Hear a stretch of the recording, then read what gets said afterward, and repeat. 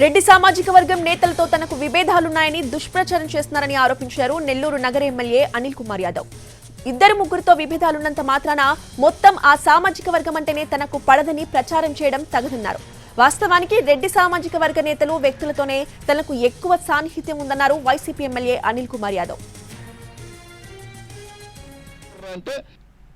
నాకు 10 మంది ఉన్నప్పుడు నేను 9 మంది రెడ్లు నేను ఒకటి ఉన్నప్పుడు ఒకరిలో ఇద్దరితో నాకు మనస్పర్ధలు రాకుండా ఉండవు. రాజకీయాలలో ఖచ్చితంగా వస్తాయి, కానీ ఆ ఇద్దరు మనస్పర్ధలు చూస్తారే కానీ ఆ కొర 7 మందితో నాతో బాగున్నారు, నాతో మంచి సఖ్యతగా ఉన్నారు, నన్ను బాగా చూసుకుంటారు అన్న సంగతి ఆ 7 మందిని మర్చిపోతారు.